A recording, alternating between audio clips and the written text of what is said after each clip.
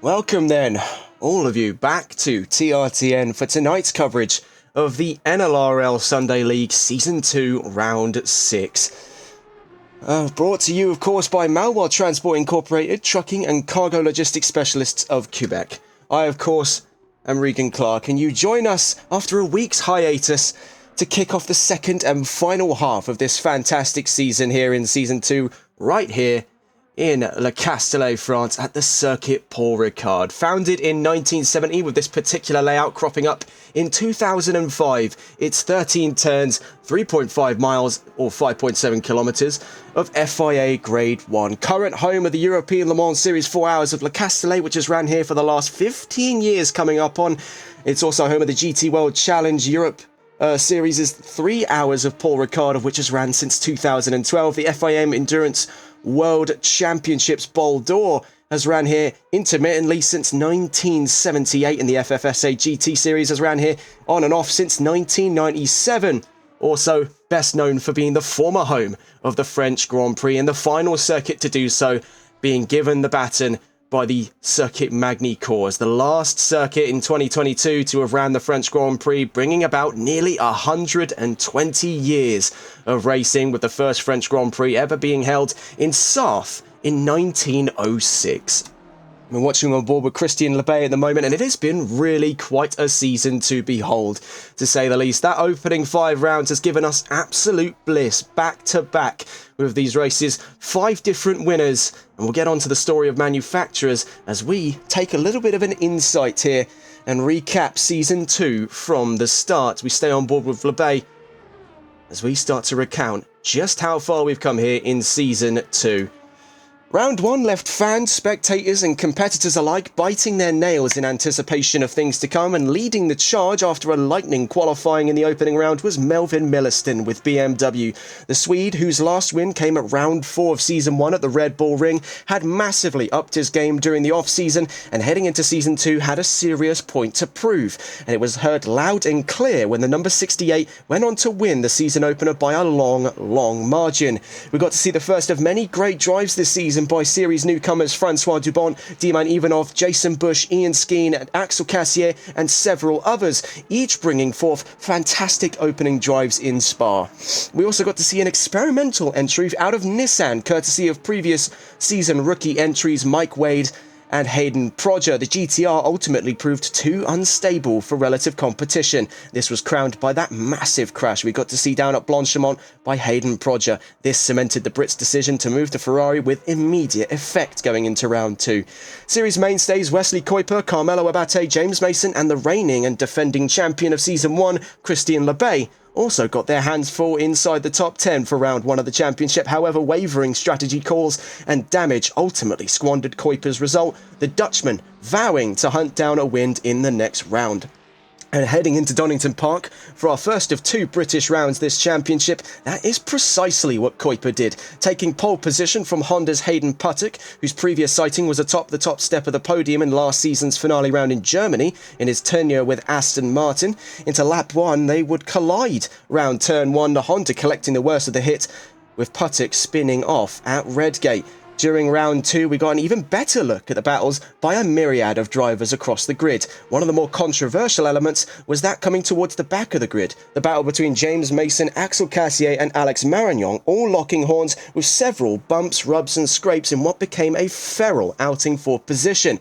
Ultimately, Kuiper would reign supreme in Donington, winning round 2 in similar fashion to Milliston in round 1. It also marked another appearance on the podium by the American Jason Bush in the number 33, one of 2 entries for Lexus this season, the other being the number 96 of Robert Ogan.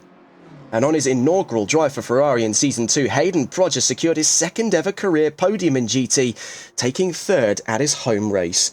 Round 3 took us to the land down under, and with quite a twist in store, as it would not be Kuiper or Milliston vying for pole position, but South Africa's Tyler Vermaak, who snatched pole position by 1/10 of a second. Ian Skeen, now driving for Aston Martin after a great opening drive for Mercedes in round 1 and 2, lined up 3rd, right behind Vermaak and a surprised Wesley Kuiper. It seemed then all but assured Vermaak could expect the smoother of drives leading the charge up Mount Panorama. Heading into that race, however, it would be anything but. Round 3 gave rise to the most chaotic scenes this season and mayhem on the front of the pack that quickly saw Vermaak lose control of his race lead, and later both of our front-running cars, the front-row sitters for qualifying, would find their way into trouble. Vermaak having dropped down to 8th, Kuiper having dropped down to 11th with damages. This opened the door then for Ian Skeen to lead the charge for Aston Martin. The Brit, who would become the first British driver since Hayden Puttock in Season 1, Round 8 to win in the Sunday League, won by 8.5 seconds. Behind him was one of the greatest battles we've seen all season. Jason Bush and last season's champion Christine LeBay fought ruthlessly for second, and in what was both a treat for the eyes and ears, as both of the retro machines, the Lexus RCF and the Aston Martin V12 Vantage, bellowed a song of 8 and 12 cylinders down the mountainside. Ultimately, LeBay would secure his joint highest result in his Sunday League career, finishing second and ahead of Bush, who by this point had overtaken the championship lead for Season 2. Now this points gap would only become greater for the American, as heading into Round 4 at Kyalami, Bush would make Sunday League history by becoming the first American driver to win. It also laid the precedent for Lexus to gain their first ever win as a constructor. It was also an exceptional drive in South Africa for Belgium's Francois Dubont, one of several Mustangs in this championship. Dubont's tenacity for battling and brilliant vehicle control sets him apart from his contemporaries, and it proved the winning formula for the number 4, as he would claim his highest position finish in his Sunday League career, finishing second in Kyalami. By this point, it had become 4 different drivers and 4 different machines winning races, from round 1 to 4, which became 5 different drivers at a controversial 5th round at the home of Jason Bush in Austin, Texas, where the American was set to fight for the front row. It would be not double trouble for the American this time around. It would be more conventional trouble in the form of a half spin, as he was caught up in the maelstrom in the fight for the leading position in lap 1, down through sector 1 in its very tight, snaky section reminiscent of Maggots, Beckett's and Chapel. At a controversial moment amongst this fray, it would be Wesley Kuiper and Tyler Vermaak who emerged in the lead, and they locked horns for several laps in what culminated as a major incident at turn 11, where Vermaak would overpin his brakes and spin Kuiper out by colliding with the back of the McLaren. Despite his efforts to return the position, a quickly approaching Diman Ivanov with Aston Martin number 1 complicated Vermaak's resolve to the situation. The South African would ultimately decide to keep going and would later win the race for round 5.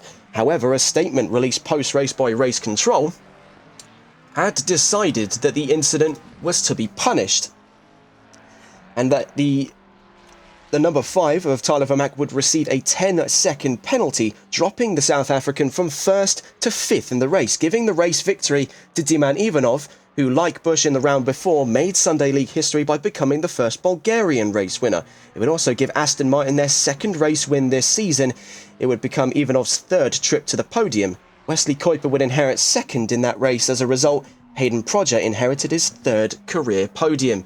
Stay on board here with the man in question, Hayden Prodger gunning for a 4th career podium, or perhaps even for his 1st career win. Only time will tell then here as we get towards the end of free practice. Qualifying predictions will be up very, very soon, but as we crown the end of free practice, we'll stay on board with Prodger. Ahead of him there, Wesley Kuiper, Tyler Vermaak leading the timing charts at the moment for Ford, McLaren and Ferrari trailing behind. As we recount the news during our offshoot for around about a week, it's felt like quite a long time since we've last been with you here on Twitch. But here are the news as it follows. And the largest news coming through hot off the plate is Ferrari's win in Imola. The 6 hours of Imola had just wrapped up at the time of recording. Ferrari winning in the Le Mans hypercar category and Manti winning in GT3. It was a fantastic race for them. Oh, it looked like trouble there just at the end of that for Hayden Prodger. That was down at, having a look here on our map, that was down at Sang, turn 10. Trouble for the 222. Let's get on board with Francois Dubont then, who's in 4th position in the number 4, as we continue to recall the news. Heading into Formula 1 news, we mentioned in our last broadcast that the FIA had been discussing potential talks with engine manufacturers and team bosses about the return of the infamous V10. We can now confirm, after the Bahrain Grand Prix talks have held, that they will not be returning to the V10 engine. Now, one does wonder, and this is a more personal take from myself, would it not have been the more logical decision to suggest the V8 with the soft hybrid curve system from the early 2010s? Jumping back to the V10 is what a lot of these manufacturers are capable of, Mercedes having made V10s for McLaren, Ferrari having made V10s by themselves, and Red Bull being proponents to the idea. It does leave many a question as to why the V10 was outright dejected by the team bosses when the engine manufacturers had already expressed even a slight modicum of interest. Neither here nor there, the V10 will not return in this decade. As we check around the track here to see the 413 of James Mason heading down towards Lac and Pont, turn 14 and 15. And the next bit of news, of course, was that Oscar Piastri wins the Bahrain Grand Prix. Of course, we're right on the cusp here of the Saudi Arabian Grand Prix. Sadly, we don't have the results with you right now as the race, as of the time of recording, is still running. So we can't report on that until we know exactly what's gone on. But as for the last race, of which we missed a report last week, it was Oscar Piastri who took the gold at the Bahrain Grand Prix. It's the Australian's second win this season. We're on board then with the first three drivers out of the field. Right in the middle of them there is Christian Lebay. We'll be catching up with that in a moment's time. Our last bit of news then for today, we've already covered that one, is a rumour. And now we've been 2 for 2 on rumours here on TRTN. Our first rumour that we reported on was that Nicholas Hamilton could return to the British Touring Car Championships, of which it has now been confirmed. Yes, he will be returning with unlimited Cupra. Our second rumour was that McLaren was set to announce very soon in 2025 the arrival of their Le Mans hypercar program. And now we're 3 for 3. As we should probably say for 2 for 2, McLaren has announced their Le Mans hypercar program, with speculation in promotional material suggesting that they could even be using the same Judd V10 engine as what was cited in their limited production run Solus GT hypercar, of which made its public debut at the 2023 Goodwood Festival of Speed. Now, we were 2 for 2 on rumours here. We could be 3 for 3. Our next rumour, hot off the plates here on TRTN, Audi set to establish its UK base at Silverstone. Now, this comes with talks with various teams around the Silverstone Business Park that I've been in contact with. I won't be naming names for the sake of privacy. However, we have found out that the most recent chunk of land in the expansion across Dadford Road at the Silverstone Business Park, right close to where the old Dragon Penske building used to be, has been bought up by a currently unnamed Formula One team. Now, this comes as a very interesting sight here, as Audi have already made it explicitly known that they're heading to the UK by the end of this year to establish a talent pool inside the Motorsports Valley. For those of you unaware, the Motorsports Valley refers to a sizable region across a few different counties in the United Kingdom, all within around the 50-mile radius to the Silverstone Grand Prix circuit. Now, this constitutes Northamptonshire, Buckinghamshire, Bedfordshire and Oxfordshire, namely. And 90% of the Formula One grid, with Audi now joining them, are inside this radius to the Silverstone circuit. The only one that isn't is Ferrari, and they're based at Fiorano, at their own private testing circuit.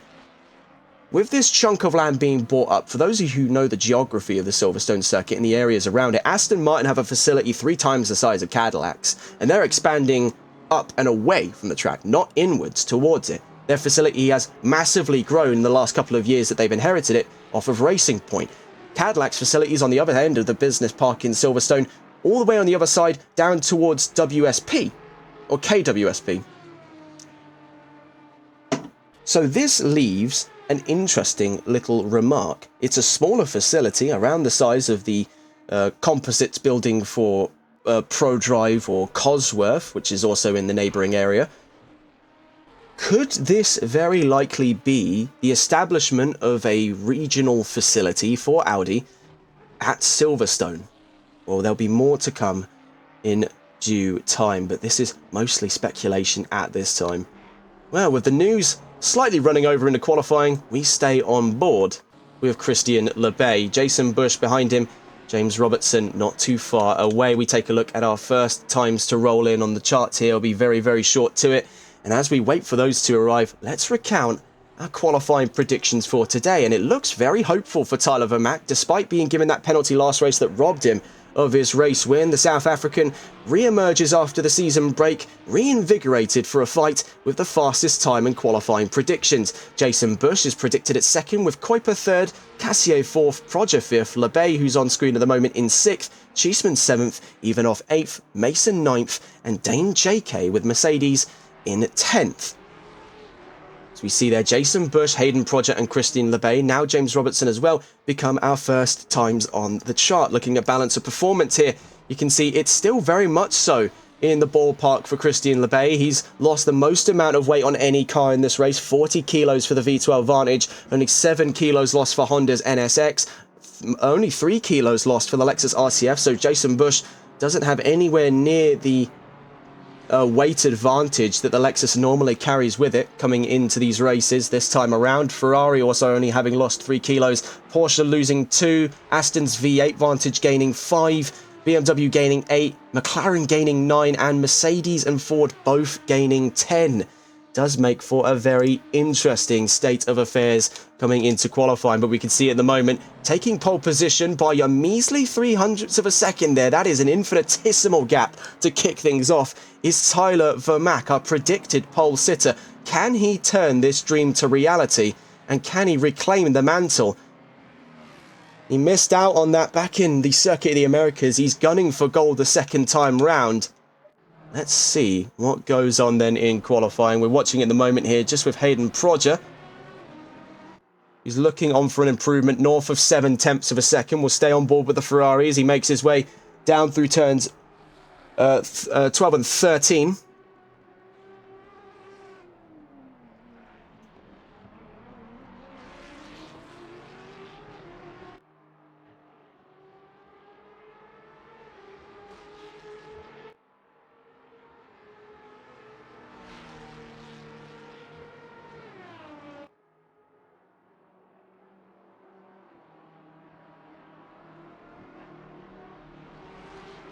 That's third fastest for Hayden Proger. Around the field, the next car down to the line, then we can see it's Tyler Vermaak. Does he extend on his fastest? Yes, he does. 1:53.620 in that last lap. Taking a look on the timing charts then, that puts Vermaak just under 0.2 ahead of Jason Bush, who's making his way at the moment round Virage de Camp and down towards the Virage du Saint-Bon on his way to the Mistral Straight, I should say. 1.1 miles of FIA Grade 1 between those two corners. That is going to make a very interesting race. Definitely engines dependent today. Ford, Lexus, BMW, perhaps even Aston Martin are all going to have a crack at it today. They're going to have a look. Of course they're going to have a look. Vermaak down that back straight then, you can see how quickly he closes time to the BMW ahead of him. That, I believe, is the 4:13. That's James Mason just up the road from him at the moment. Having a look for Mason there, currently 8th as he's pursued by the Mustang. There'll be a lot of slipstream dependent battles going on, especially with the presence of this monstrously long back straight. We already heard rumours circulating of talks between Vermaak and Bush that they would be cooperating with one another to try and form a gap from the rest of the pack here. A little bit of double trouble on the horizon between the American and the South African, vying for a joint control of this race here in France. Proger heading to the line then. Does he find his way up to the front row on this lap just gone as he crosses the line? Sadly, not enough for an improvement this time around. Having a look around the field, you can see Wesley Kuiper's already gunning down the back straight. It is a very interesting start to qualifying then. Having a look at it, we've got about 12 minutes left to go here in the Circuit Paul Ricard.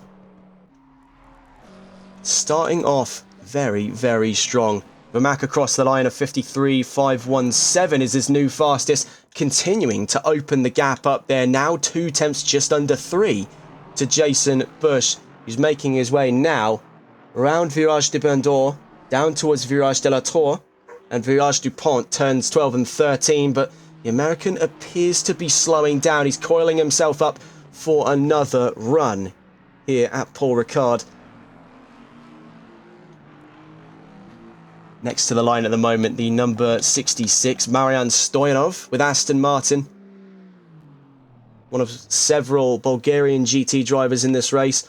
The other, of course, being Diman Ivanov. We'll recount now as we quickly check in, as the gap between Jason Bush and Diman Ivanov has dropped to 8 points in the championship standings. Bush leading with 192, Ivanov with 184. Francois Dubont with 178 makes third position, only 8 points ahead of Christian Lebay, last season's champion, who makes fourth position. 6 points ahead of Axel Cassier in fifth. Hayden Prodger not too far away at all, heading in to the top 6 positions. Wesley Kuiper 6 points behind Prodger makes 7th, and James Mason only a single point behind Kuiper makes 8th position. Kevin Quain only a single point behind Mason makes 9th, and right behind them Tyler Vermack rounding out the charts with another 1 point gap. It is razor thin coming into the second half of the championship for our standings. So everything riding on the line here with only 5 rounds left to go. Having a look at the calendar as well.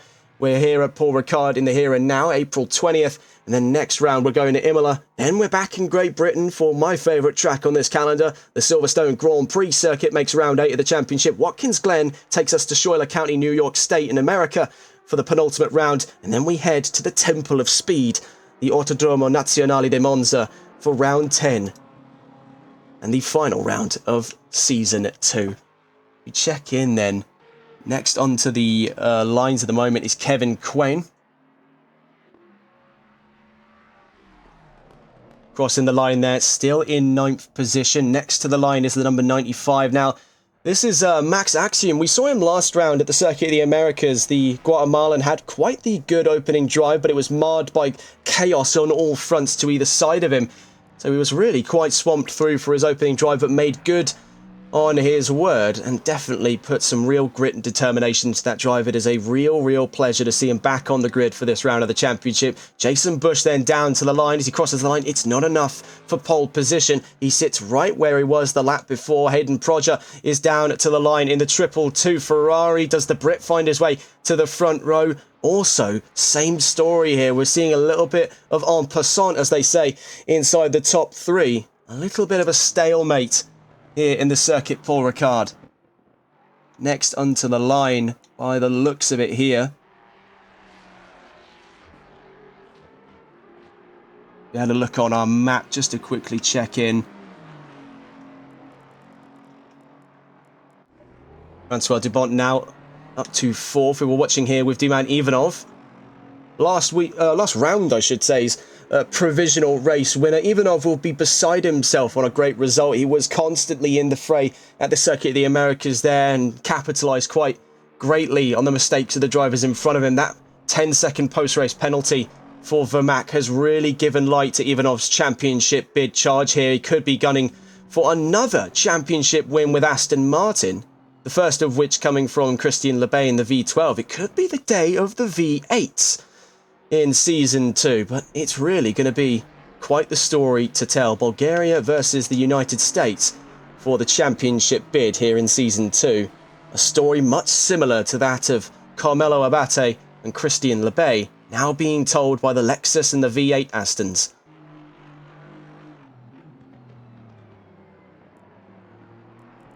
And I sort of saw it from the start, the inklings of a real prosperous drive when we first saw Bush take to the track at the Circuit de Spa-Francorchamps in the opening round. The American showed such grit in his opening drive. He was just so ruthlessly fast in that Lexus. It's a car that we've seen time and time again entered into various different championships to a modicum of success, but for Bush, the modus operandi has been get to that top 5, get the solid points, get the podiums by any means necessary. It has been absolute deadlock by Lexus and by Jason Bush. A real showstopper in this championship, and by the looks of it, could even be, in about 4 weeks' time from the moment of recording, be crowned champion.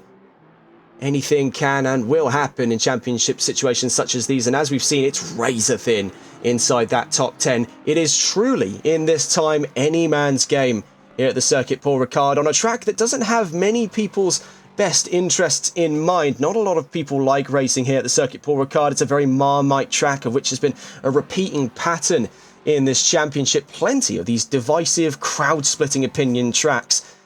What's one more then onto the pile before we get to 4 fantastic tracks by the end of this championship? Checking in then with Jason Bush. He makes his way out of the Curb de Sang and down towards Le Bousset. perhaps best known for its site in the last ever run French Grand Prix. It was this corner that Charles Leclerc would spin off at, in one of the more infamous moments in the Monegasque's career. So checking around the field, Vermaak still holds on to pole position. Kevin Quain's out on track not too far away from the number 33, but let's get on board with Jason Bush then, who's narrowly teetering between an improvement and deficit, making his way down towards the penultimate corner here at the circuit Paul Ricard. Out of Virage Dupont, turn 13 gives rise to the start-finish line. The American is so close, but no cigar at the end of that last lap gone. He's still stuck in second position. It may be a very likely case that he'll have to cooperate and work with Vermaak here to try and pull a gap away from the rest of the crowd. They know they're in two of the fastest machines on this field. That 1.1 mile back straight is theirs to claim. So it appears. It's going to be a very stern drive to try and secure a lead for this guy here, Hayden Prodger, who has put in a real showstopper qualifying. 5 minutes left to go then. The Brit in the 222, still out on track, 5 laps accumulated, and is up on his time as he makes his way down into Saint-Baume. Turn 3 through 6 here. This very tight opening sector. Very divisive on opinion. Not a lot of people like this area of the track. We head now down towards Le Col. Turn 7 gives rise to the Mistral straight. Let's get on board with Prodger then.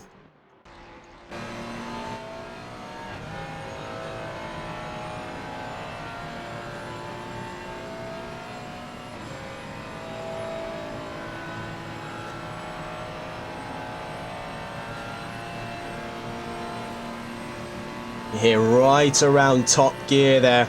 This is about as fast as he dare get the Ferrari to go. It's going to be a little bit of touch on the brakes there. We saw him spin here not long ago at Sang, turn 8. Now down to Le Bousset. It's a parabolic corner, so tighter on entry. Then opens, then tightens again a second time.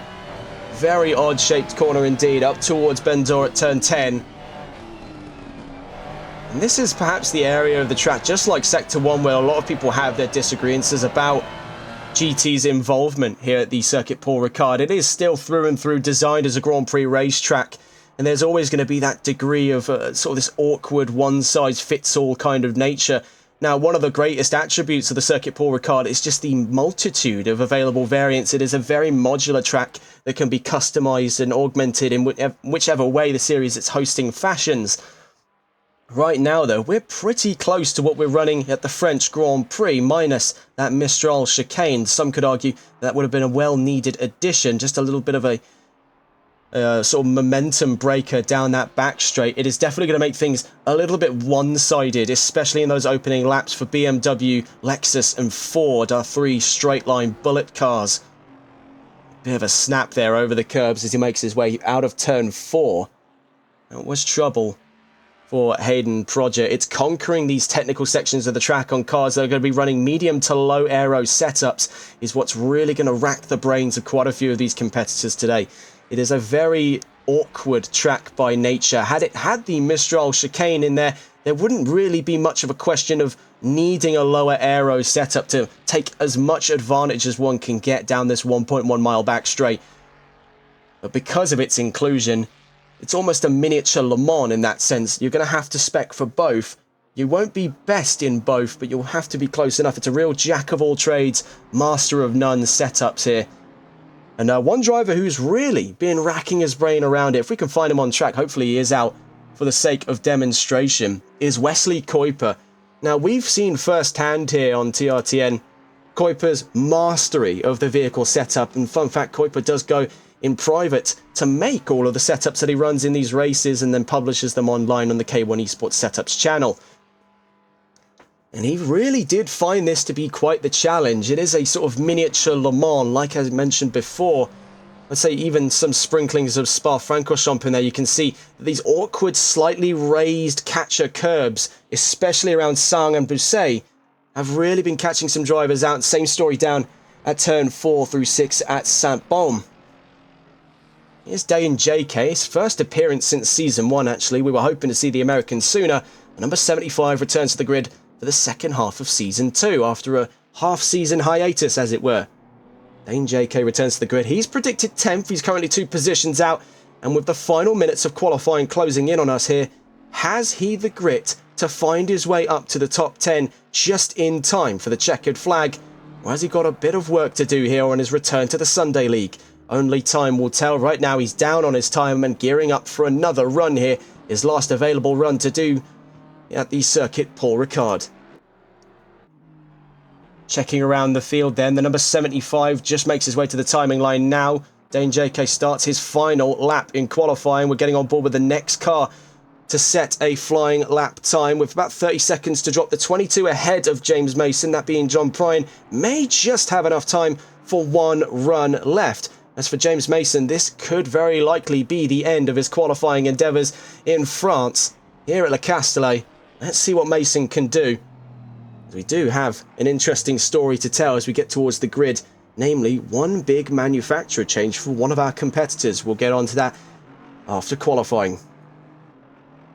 Out of Virage Dupont we go then, turn 13. James Mason's down to the line, and I think it was just a bit of an awkward line through Sector 3 that's got him out of the way of being able to set a faster time. He'll start 7th at the best of it at the moment. The number 1 is next to the line. Let's see if we can just catch Diman Ivanov as he crosses the line from 5th position. He goes up to 3rd. A great final flourish then by the Bulgarian.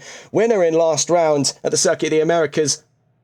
The 222 is next to the line. Hayden Prodger has technically been counted as invalid. Is that going to stand though as he gets to the line? It's still 4th for the Brit.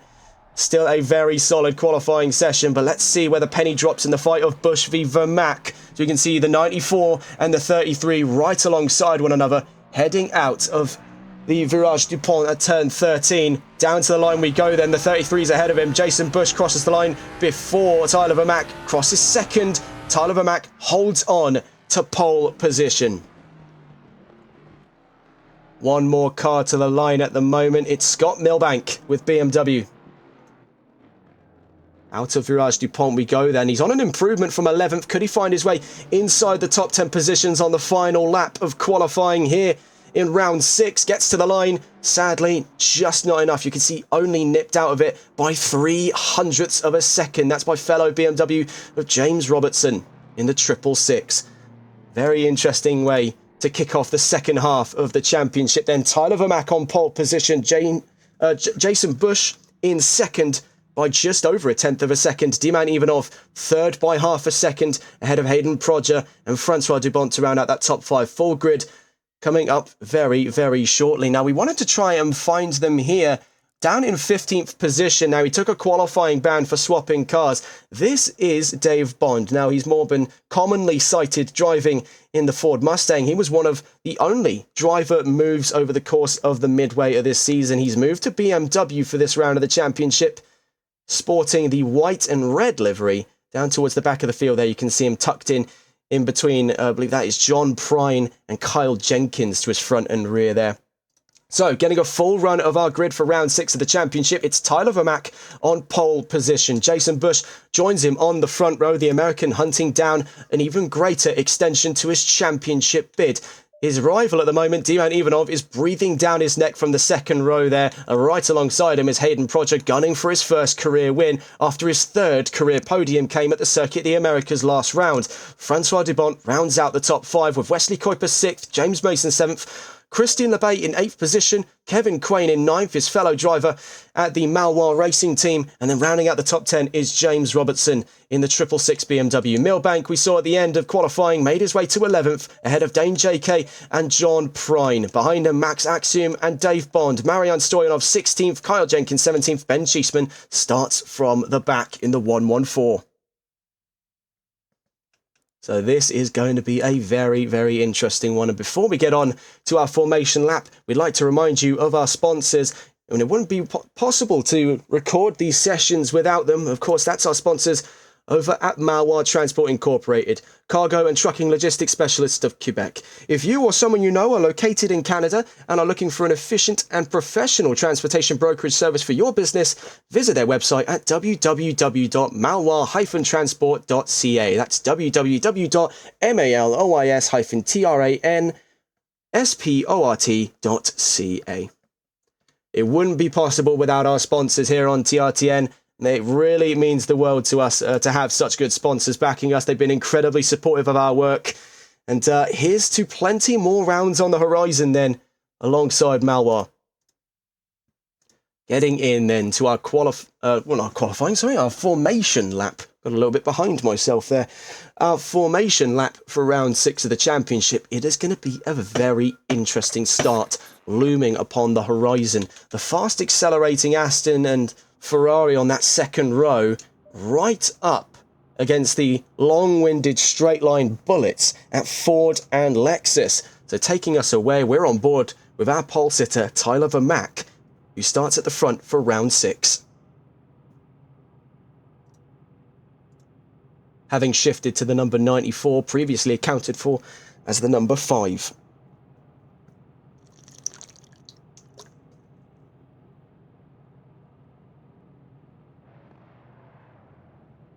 Just had word there as well that Dane JK had some kind of interference glitch, now starting reluctantly from the back, was previously slated to start in 12th position. And Tyler Vermaak, despite that penalty from last round, still rests on the potential cusp of making history in the Sunday League. Now, if we have a look at some of the records set this very season alone, you can see our first American win came at round 4. That was Jason Bush. Our first Bulgarian win came at round 5. That was Diman Ivanov. That would have been the first South African win had it not been for the 10-second penalty. Our first Lexus win came this season, courtesy of Jason Bush's tenure in round 4 at the Circuit Kyle Army. And our first ever, and now I had to go and double check this, but this is truly remarkable, our first ever manufacturer 1-2 came from Aston Martin at round 3. Now, Ian Skeen led the charge with the V8 Vantage. Christian LeBay finished second in the V12 Vantage. So a very interesting little record set there. Could we be seeing the cusp of even more history being made today? Our first double win today, perhaps? We've had 5 different race winners. Now, the machinery title has already been slammed out of the way, as it has now been disrupted by the presence of another Aston Martin winning. That was in round 5. That's Diman Ivanov, lines up third at the moment, right behind Bush and Vermaak as we go heading down the Mistral Straight. But could we find our 6th name on this list? Of course, round 1, Melvin Milliston. Round 2, Wesley Kuiper. Round 3, Ian Skeen. Round 4, Jason Bush. Round 5, Diman Ivanov. Could it be the time for Tyler Vermaak to redeem himself after round 5? Or could it be potentially a charge up to the front by Hayden Prodger to become the 6th name? At the moment, we can see 2 of those 5 names are right alongside them. Bush and Ivanov. Could even be the chances here for Francois Dubon, who lines up ahead of Wesley Kuiper to have a go to be that 6th name. Or are we going to start seeing double as we head into the second half of the championship? Well, we're going to find out. Heading down towards the Curb de Sang at turn 8, begins the slow crawl around Sector 3. And whilst we've got this nice slow speed, let's try and sort of rack our heads around just the complexity in these corner geometries, especially around this corner here, turn 9. Let me say, you either love it or you hate it with this corner, because some Formula 1 cars can find their way to turn this into a double apex corner by going very wide. You can see the sort of inklings of that being reciprocated by the GT. And that is sort of the going rate here, but it is incredibly awkward to do so because, of course, Formula 1 cars produce more than their own body's weight in downforce. GTs rarely get up to just about that. They are producing quite the whopping amount. Nowhere near Formula 1, especially not in 2022, which is the last time we got to see them race here at the Circuit Paul Ricard. As we check in then with Tyler Vermaak, you can see the grid starting to slot up behind him. It's going to be 18 cars in all, slightly lighter ensemble on the grid. 9 cars either side of it, but it's still going to be more than enough for its own unique brand of chaos here in France. As we head down towards turn 12, Latour, then turn 13 at Virage Dupont. Checking in with our grid here. Who comes out on top as we head into the second half of Season 2? Relatively long run to the start-finish straight we'll be watching here. Finger on the trigger, getting ready to turn those lights green. 9 cars either side of it, 18 cars in all for round 6 of the championship. for our first time here in Le Castellet, France. We are green and racing here at the circuit. Paul Ricard, what a getaway from the front row then by both Vermac and Bush. Lexus versus Ford on our way down towards turn 1 and 2 at Verrières. Ivanov right behind them at the moment. You can see Mason getting side by side with Kuiper. Has to back out of it through turn 1. It's Vermac from Bush, from Ivanov, from Proger. Kuiper makes his way into the top 5. Looking behind it there, Devon and Mason side by side. LeBay and Quain side by side as well as we go heading down towards turn 3, 4, 5 and 6 at Saint-Baume. Debon going wide, the number 4 just nudged out of room there. LeBay's going to take advantage. He goes up a position before we hit turn 5 at Saint-Baume.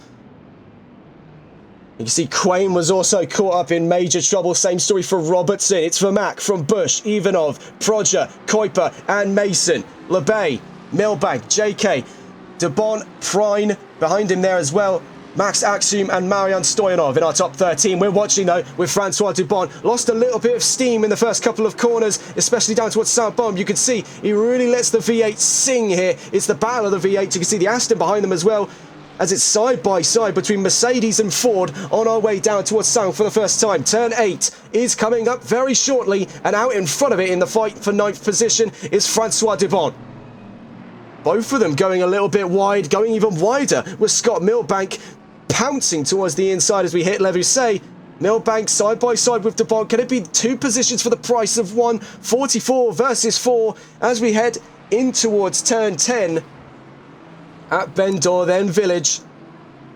Milbank regains the position, but going for the switchback is Francois Dubon. Dane JK tries to make it three's company.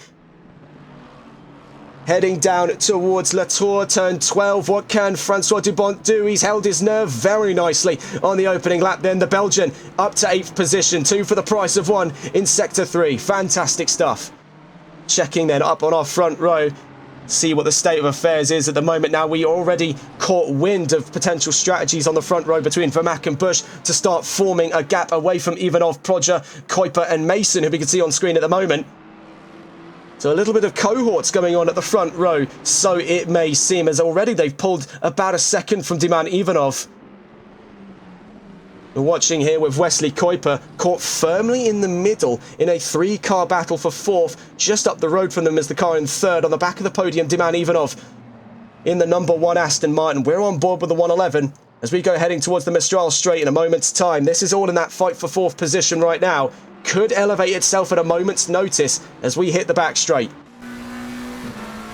McLaren versus Ferrari, 2 of our most popular brands on the grid, looking to clash very, very soon. You can see in the top end, McLaren's just got a tiny bit more over Ferrari. Kuiper has had to fine-tune this setup to absolute perfection. Let's see if all of the hard work's going to pay off for him as he hits the Curb de Saint, turn 8 right on the horizon here.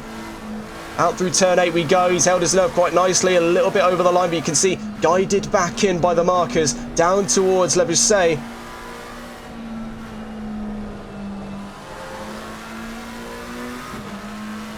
Very well held between the pair of them there. Really tough to call. Proger's holding his nerve there in the defensive position. Kuiper is just chipping away at the Ferrari's confidence, but Proger doesn't seem all too shaken. It was a very strong start by the Brit, right about where he expected to be on the race start. Still vying for another career podium. Could even be a potential career win if there is some serious bedlam on that front row. Right behind the pair of them is James Mason, the 413. One of the most miraculous stories of last season, when he injured his hand, was still able to keep going for several rounds, even picking up incredibly strong top 5 finishes. Right now, though, it's the story of 2. Proger versus Kuiper. Down towards turn 1 and 2 we go. Kuiper has to slot back in behind. Proger taking the leap around the outside to hold his position there for 4th. Held his nerve very nicely. All 3 of these drivers from K1 Esports, Wesley Kuiper sporting the old colours, as the 2 around him sport the brand new colours after the team's rebrand.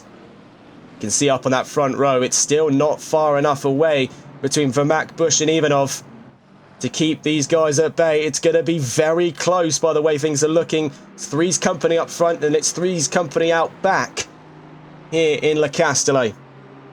We'll catch up with Kuiper in a moment's time. We take a quick look around the fields. You can see things bundling up towards the back. You can see Dave Bonds there behind Marian Stoyanov. Kevin Quain right behind him. Let's get on board with Quain, as I do get to think we're going to see a bit of a lofty overtake on the horizon between the pair of them. As you can see, he's right up the back end now of Bond on his inaugural drive away from Ford. Quain quick to remind him why he shouldn't have left. You can see it is very, very close there. Picking up some cones is definitely going to knock the straight line speed by a few miles an hour. But heading down towards the Curb de Seine, you can see barely anything between it here. Having to back out, though, was Kevin Quain. Iron determination by Dave Bond in the 107 to hold off the Mustang like that. In the back, you can see Robertson and Jenkins side by side round Le Bousset. Jenkins up to 16th, Robertson down to 17th. Kuiper's up ahead of both Proger and Mason over the course of that last lap, heading out through Sang and Le Bousset. Now as we head to the Virage du Pont, turn 13, 54 minutes to go here in the Circuit Paul Ricard. Already an interesting start. The number 95 already in trouble. That was Max Axiom, the Guatemalan, in trouble and is already into the pits. There was a spin down at Le Bousset, turn 9. You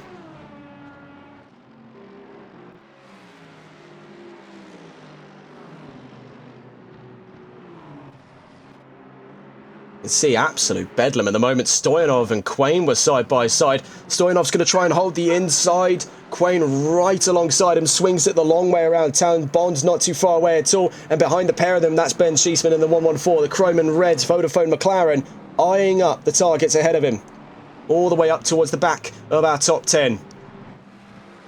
Having a look, though, you can see that Wesley Kuiper is slowly but surely chipping away and gaining ground towards Diman Ivanov.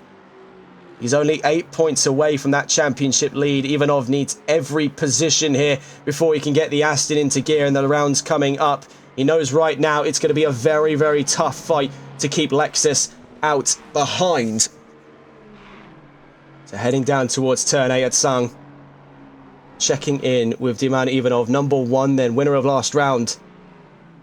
He finds himself a little bit lost in the middle. You can see the gap actually starting to open up between Vermaak and Bush.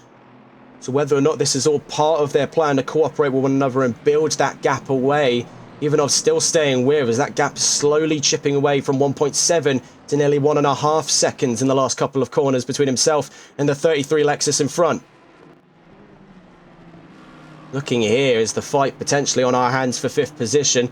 Proger v Mason, the two Brits here looking to clash heads at the Virage du Pont, turn 13. You can see down the line as well, trouble for the 666, that's James Robertson at Le Bousset, turn 9, and then Ben Dor at turn 10.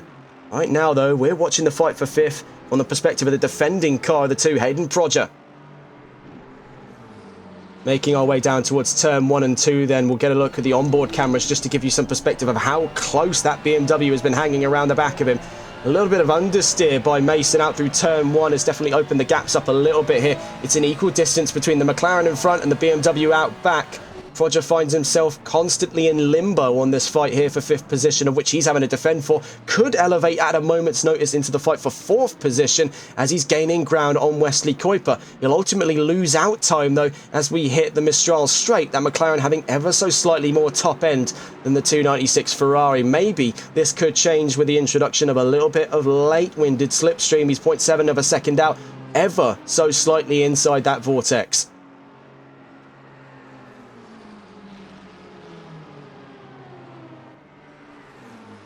0.6 of a second at the moment. He is slowly reeling him in there, but is it going to be too little too late by the time we hit Sector 3? In the top end, slipstream really does matter here as we are slowly building ourselves up to the fight of 4th position. Wesley Kuiper runs it very wide out through the Curb de Sang at turn 8, now through Le Bousset at turn 9. Hayden Proger really able to nip in on that Ferrari. He's really tucking into the apex there.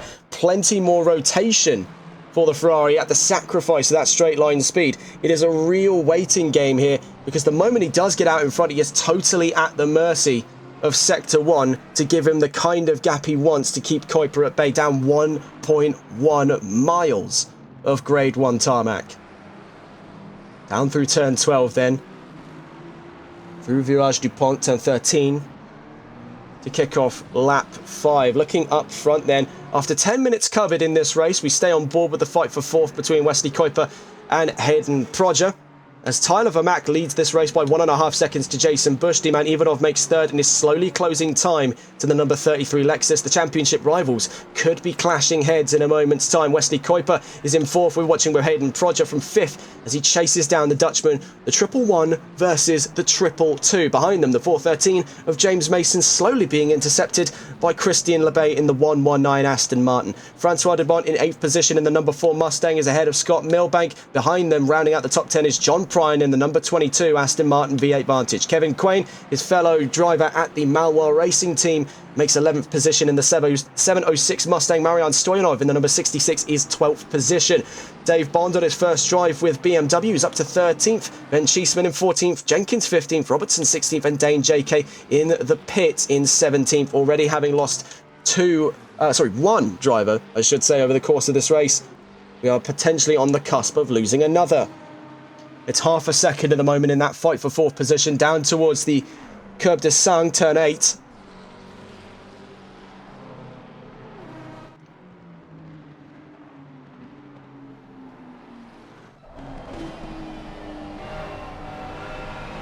You can see, just can get ever so slightly earlier on the throttle, but it's all a little bit futile when the McLaren's got but tiny amounts more torque in those lower gears. Shorter lower gears.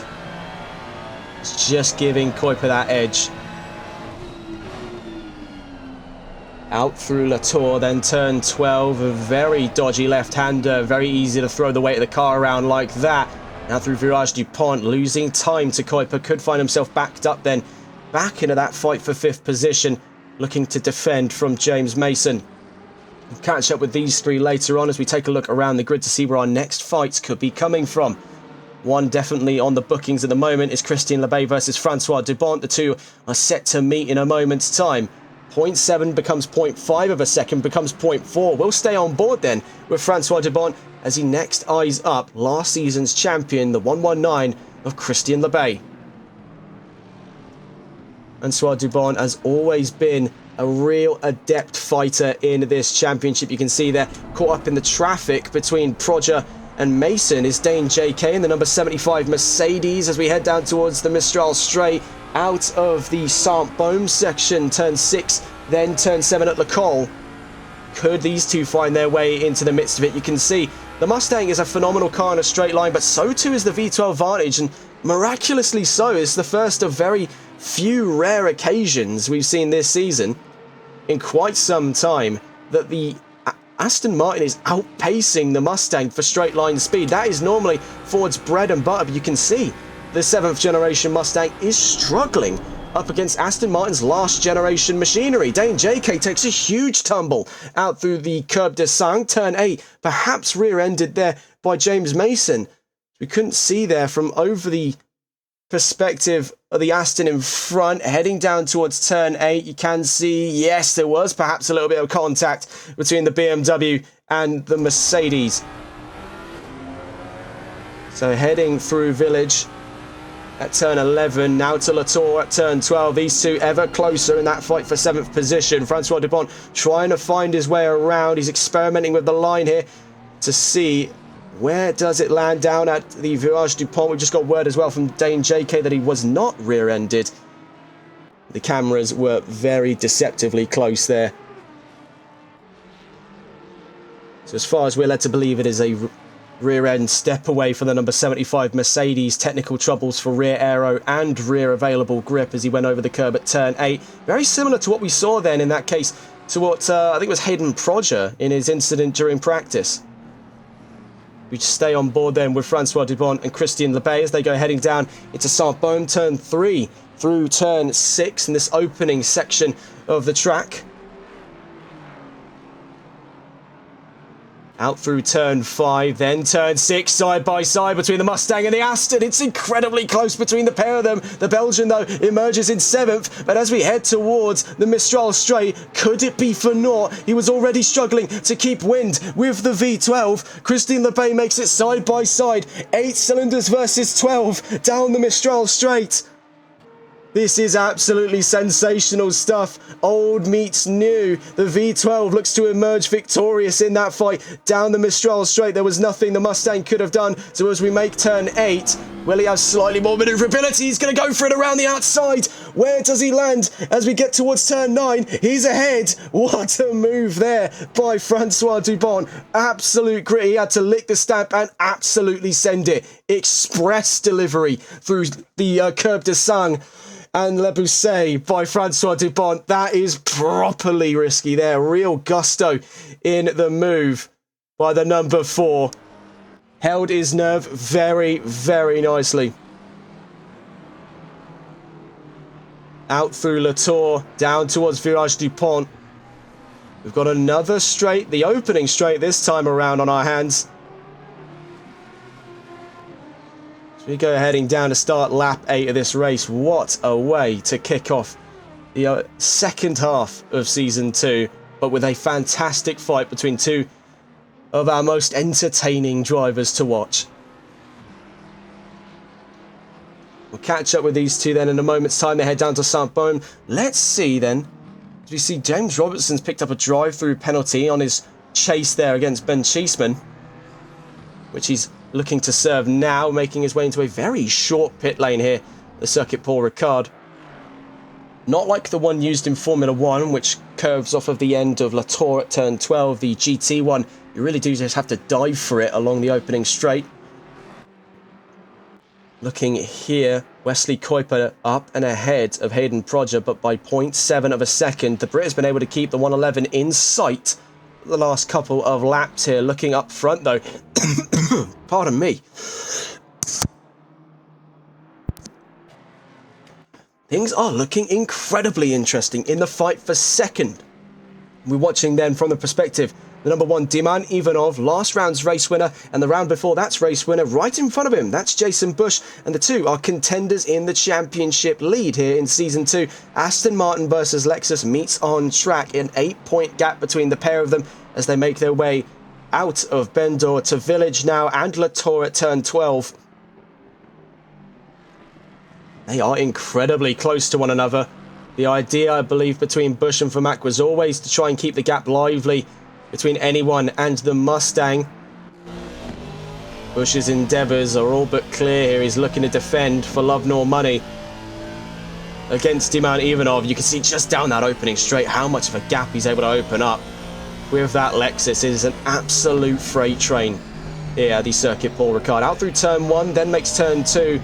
You can see he's really having to use a lot more of the line. He's having to conserve so much more momentum. Now this is because Lexus is so used to those double figure weight reductions. He's only actually lost about, looking at our balance of performance charts for this race again, just to sort of jog the memory, he's only lost actually about 3 kilos coming into this round. Now they'd be losing that tenfold in most rounds. I think last round at the Circuit of the Americas they were losing upwards of 36 kilos. So this is quite the culture shock for the number 33. It's been absolutely in the ballpark of Diman Ivanov to play for here as he continues to reel in Bush. Now it won't be down this straight. He's just too far away to take advantage of any kind of slipstream.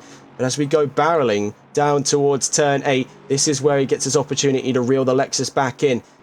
The Aston is ever so slightly more manoeuvrable, and it's working to great effect here for Ivanov. He's been able to pull massively away from Wesley Kuiper, who now has his hands full with the slow approach of the 222 of Hayden Prodger in the Ferrari. Mason not too far away from either of them, down in 6th position. We're watching here with the number 1 car, the fight for second. Just over a quarter of an hour covered into round 6 of the championship. Very interesting way to kick things off.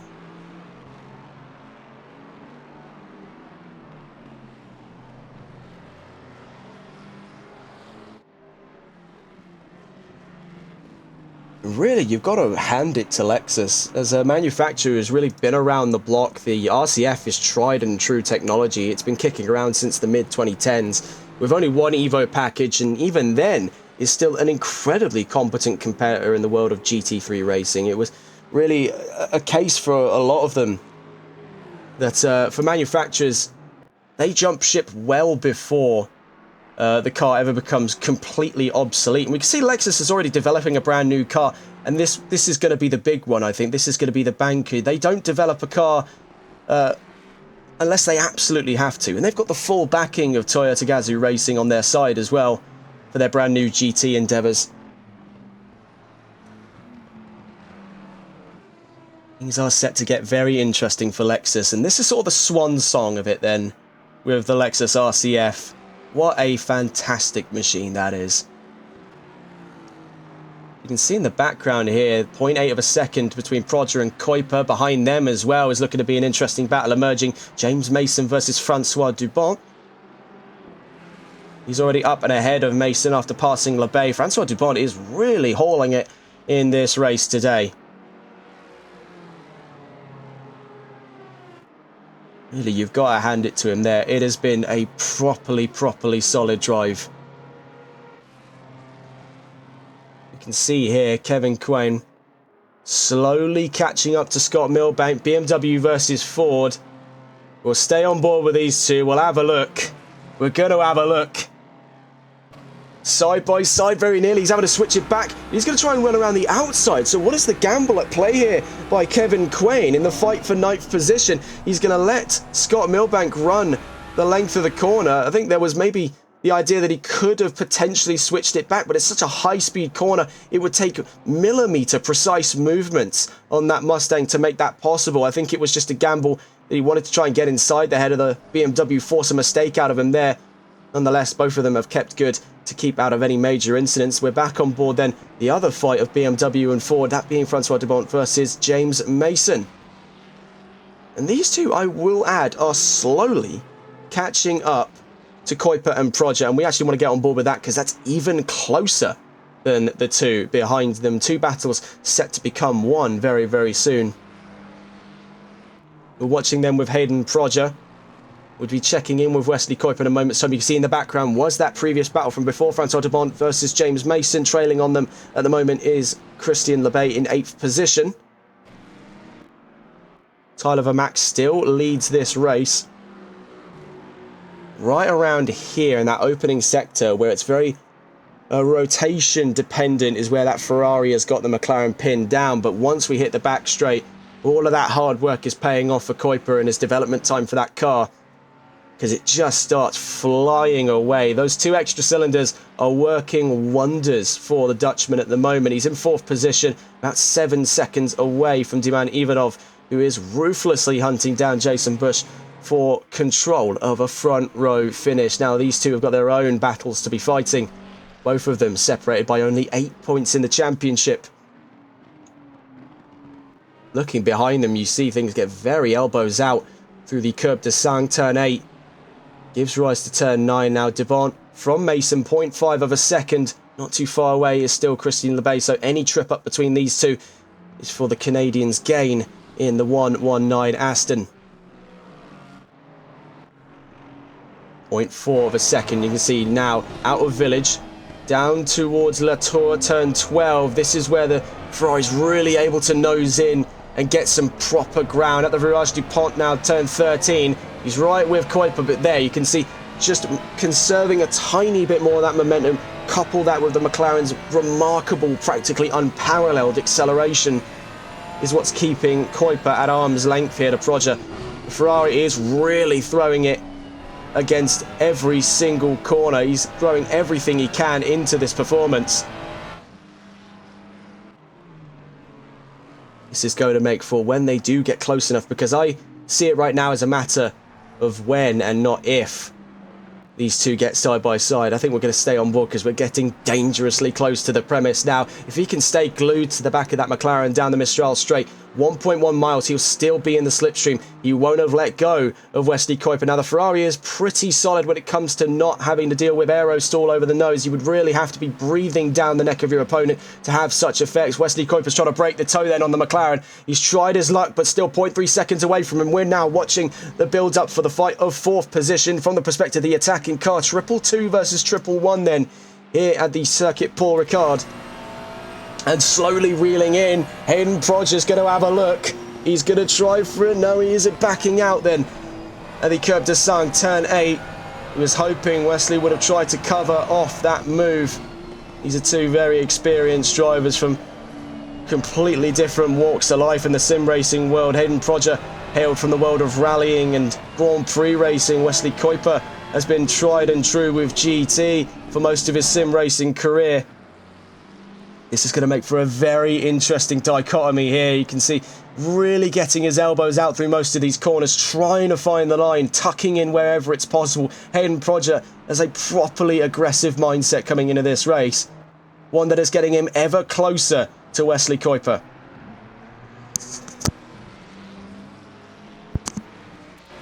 It's 0.3 of a second again. Over straight just long enough for the McLaren to get up towards its penultimate gear. It's not going to be close enough for Prodger to reel in some side-by-side action just yet. We've still 1 and 2 to cover before we get to Saint-Baume, turns 3 through 6.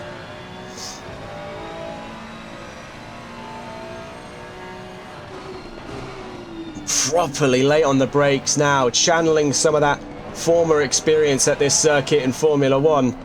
On the F1 games by Codemasters, a big snap of oversteer by Wesley Kuiper. Could it be spelling some potential issues on the horizon for the Dutchman as his rear already starting to come loose on the 111? They're still right with each other then.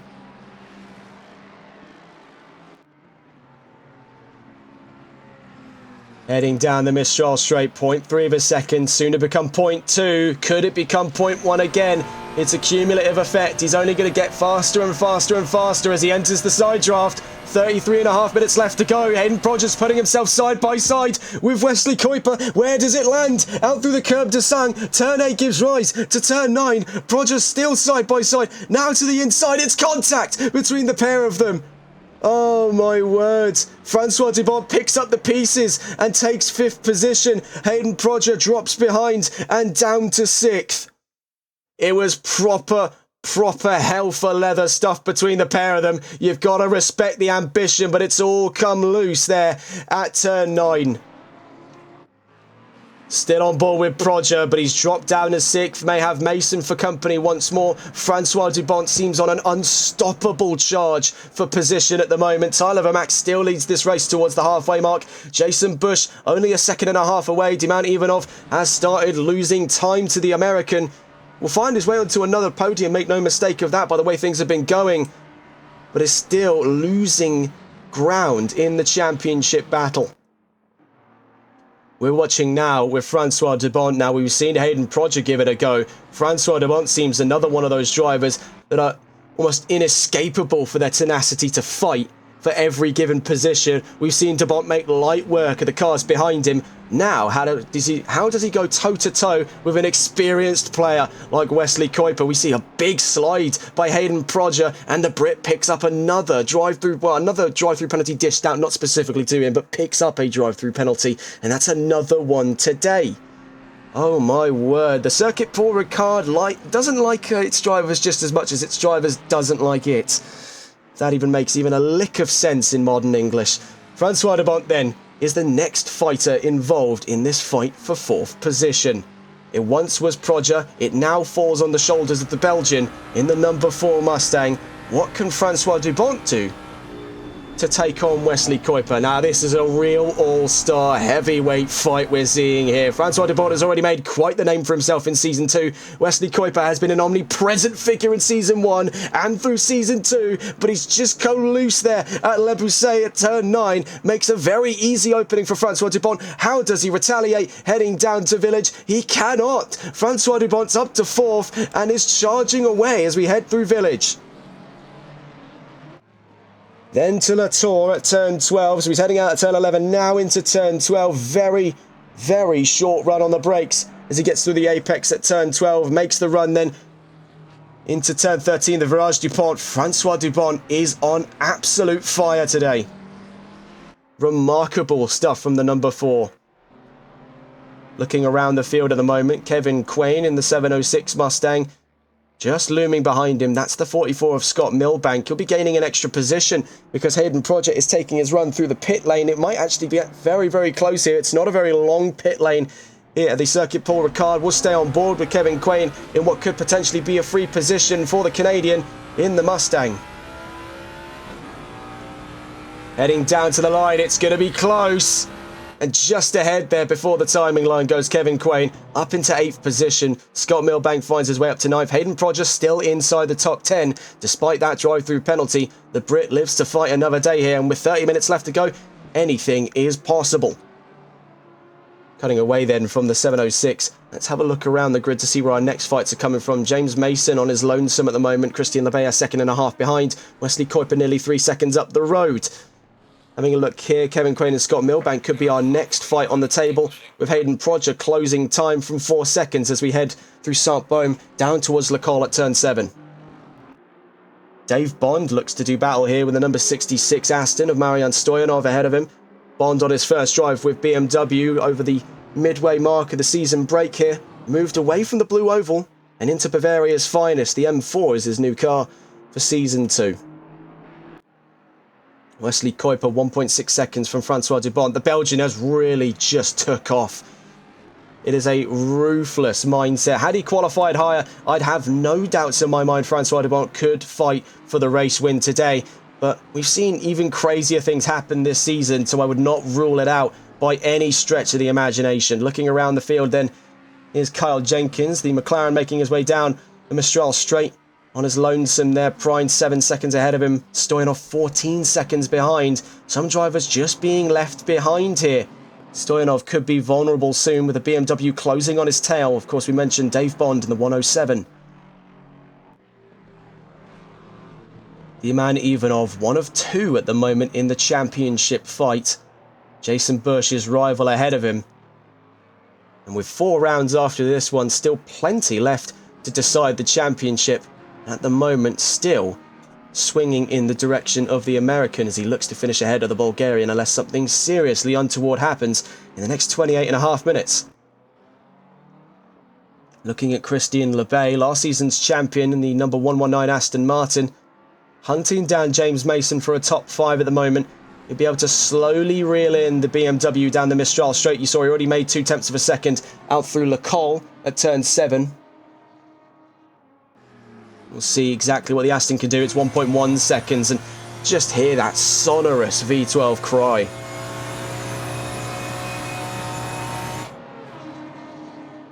What a sound that is. If only the Valkyrie were that quick. Oh, it can sometimes be rather painful being an Aston Martin fan, but they chose to make the Valkyrie that way. So we've got to kind of respect it in that sense. The V12 Vantage may be the last successful V12 they made.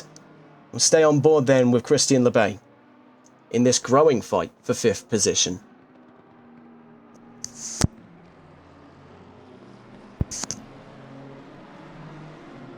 So, past the halfway mark of this race, we'll stay on board with Lebay. It's Vermaak from Bush, Ivanov 3rd, Kuiper 4th, Mason 5th, Lebay 6th, Quain 7th, Milbank 8th, Prodger 9th, Cheeseman 10th, Prine 11th, Jenkins 12th, Stoyanov 13th, Bond 14th, and Robertson 15th with 3 DNFs. 2 of which being Max Axiom and Dane JK. Just under 27 minutes then left to go. We're seeing the kindlings of a fight for 5th.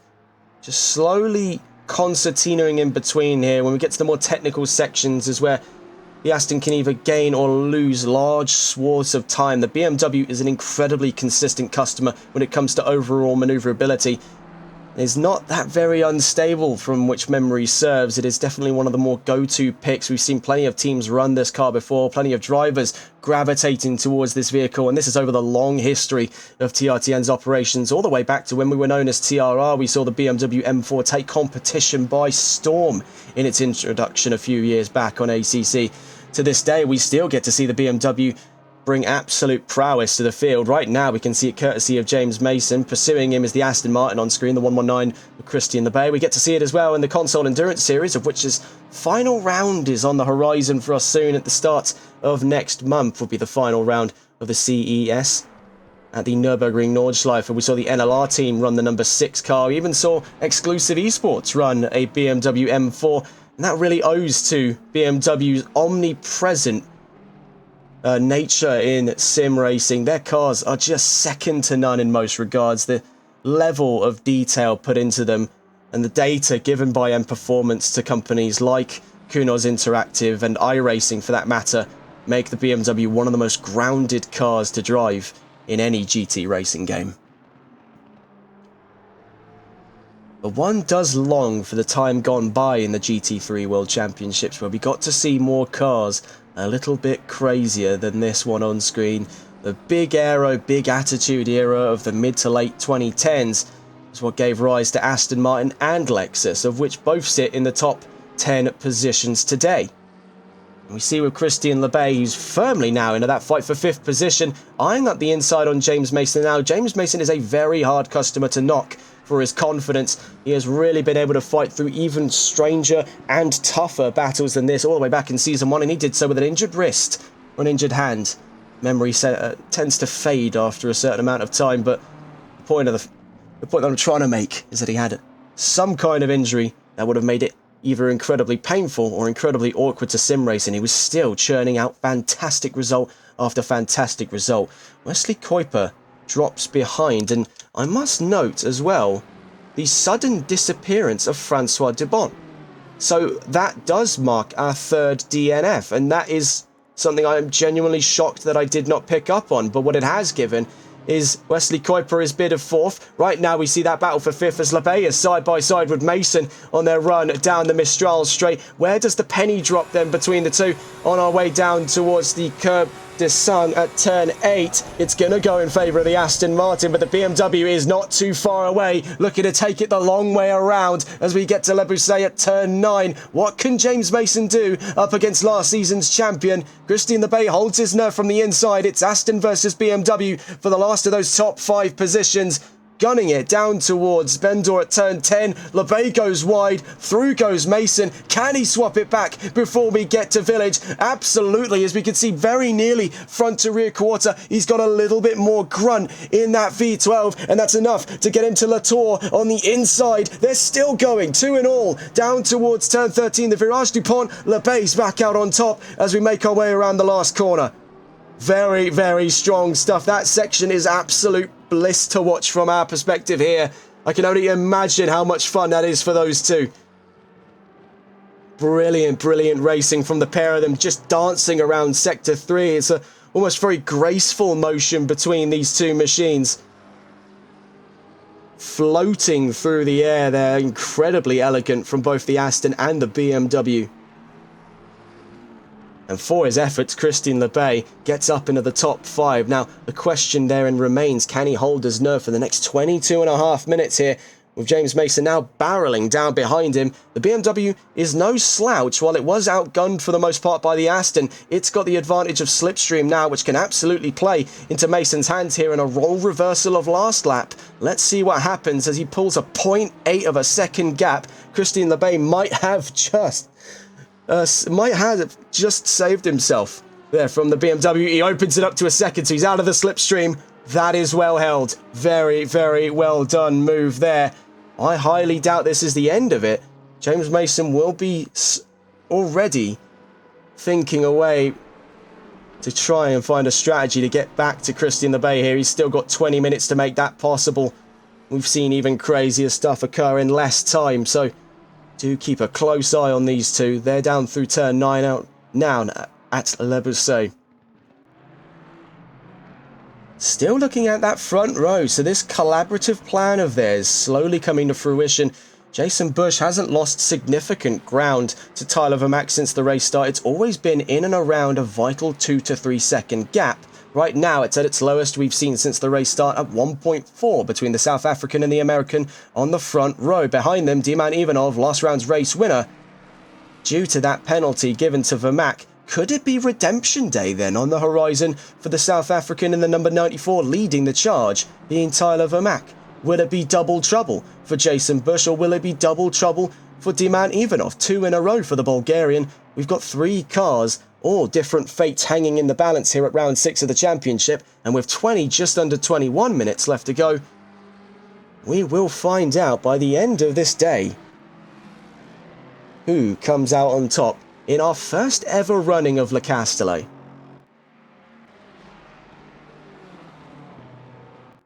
Checking in with Hayden Prodger, the Brits made up sizable time since his drive-through penalty, having made up 2 positions on both Ben Cheeseman and Scott Milbank, and now eyeing up a third position change, I should say, as he's eyeing up actually 7th. Kevin Quain in the 706 Mustang in front of him. There's the race leader then. Tyler Vermack, who's been on a lonely but assured drive. He's had Jason Bush keep him company, but not pressuring, so it seems. Not entirely sure what the goals are between the Lexus and the Ford. As eventually that whole mask of collaborating with one another is surely going to drop, as this isn't a team sport after all. This is still an individual series. If they wanted teamwork, they would hop over to the CES. So when does that facade drop and these two start mauling each other? That's really the question I've got on my mind, and I imagine it's the same question you've got on your mind listening at home. Is just when abouts do we start seeing every man for himself? 19.5 minutes left to go. It's not right now. I do expect it within that time. See here, Proger slowly catching Kevin Quain. Now, we're watching the fight now for 7th position from the defending car's perspective. Kevin Quain, one of 3 in this race for Maloir Racing, the other 2 being Christian LeBay and John Prine in the V12 and V8 Aston Martin Vantages, respectively. This is the one Ford in the Maloir lineup. 706 Kevin Quain trying to hold off Hayden Proger. Heading down the Virage DuPont, turn 13. After a certain amount of time, those lines on either side of the track do get a little bit hypnotic. Now, the real purpose of those and why they're different colours is that it's actually a coarse and rougher version of the Grade 1 tarmac designed to slow cars down quicker in the event of a runoff. The blue lines there are fine to medium coarse, and the red lines you see on the very far edge of the track are heavy set course, designed with the most amount of stopping power in mind. And if all else fails, there's Armcos and Tech Pros on all sides of the track here. And we've not seen anyone in the wall just yet. Now, I don't want to bite my own words on that. We've still 18.5 minutes left to go. We're still watching with Hayden Proger and Kevin Quain. They take it side by side. The Brit comes out in front before Lecole. That could be a move that comes back to bite him, because Kevin Quain now gets to let loose all 5.4 litres of that Ford M Sport V8 as we go barreling down the Mistral straight. 1.1 miles separates us from turn 7 and turn 8 here at the circuit, Paul Ricard's longest section. And one of the longest sections of Grade 1 tarmac we've seen in a circuit ever. Heading down then towards the Curb de Sang. We can see Proger, while he may have fallen behind, is nowhere near out of the fight. He's going to try for the inside then, out through the Curb de Sang, makes Le Bousset at turn 9. Hayden Proger backs out in front. Kevin Quain still holding his nerve there. You can see gets full throttle on the Ford a little bit later than the Ferrari, and it just keeps with it. He's going to try for the inside. He saw the gap open up as Proger takes a very wide line around Bendor now in turn 11 at Village. Then becomes La Tour at turn 12. Then the Virage DuPont. He's kept it very, very close here, and the Mustang is still going to be able to let all 8 cylinders sing down the opening straight. He won't be disappearing from sight anytime soon. We'll stay on board with Kevin Quain. While he may have lost out 7th on this lap, if he can stay with by the time we get to Lecole, he can absolutely fight things back on Hayden Proger. So out through turn 1 and 2, the Ferrari now up an extra position on the slow comeback drive here for the Brit. Was dangerously close to his next career podium. We'll have to wait another day, so it seems.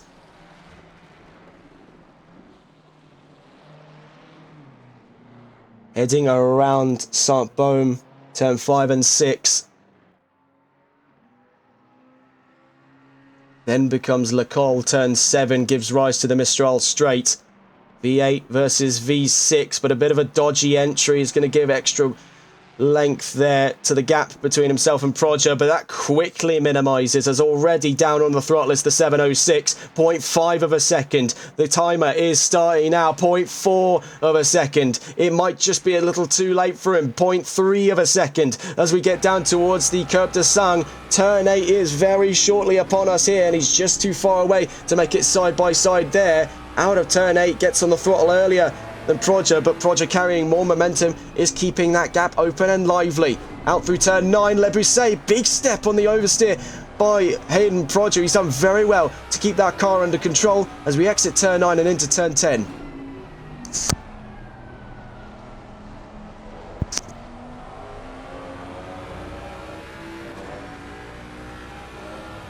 out through Village, then Latour.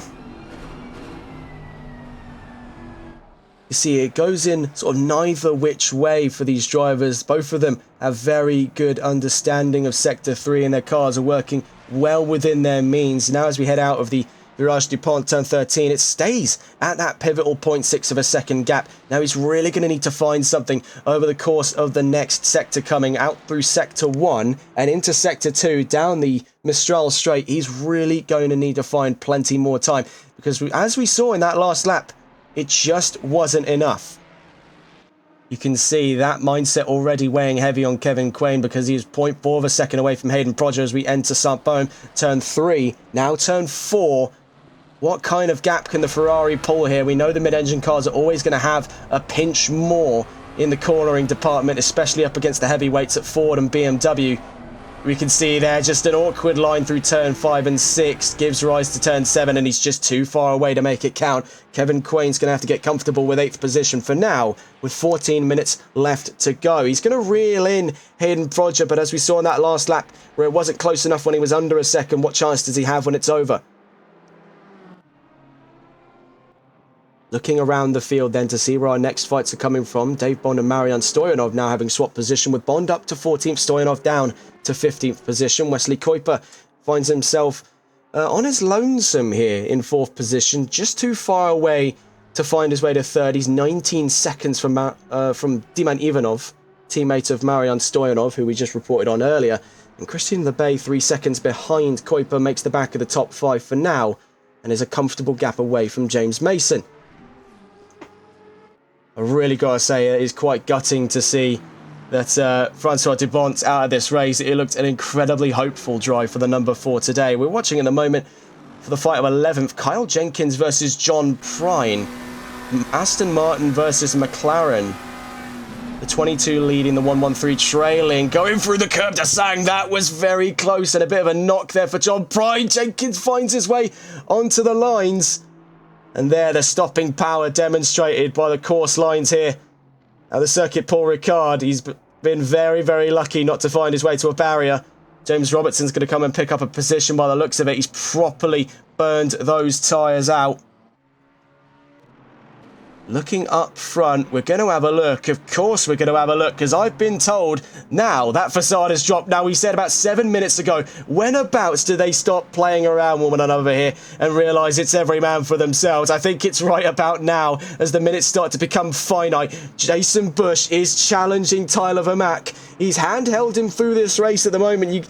You see, it wasn't the fastest of drives Bush was giving on. Now, both of them are rumoured to have spoken about this in advance, saying that they were going to help each other try and form a gap. But now that they've seen that you cannot shake Diman Ivanov if you tried, he's sticking to them like a bad habit here with 12 minutes left to go. It's looking to get extra spicy in the next 12 minutes of racing before the end of round 6, because Jason Bush has dropped the act and is now hunting down his second race win this season.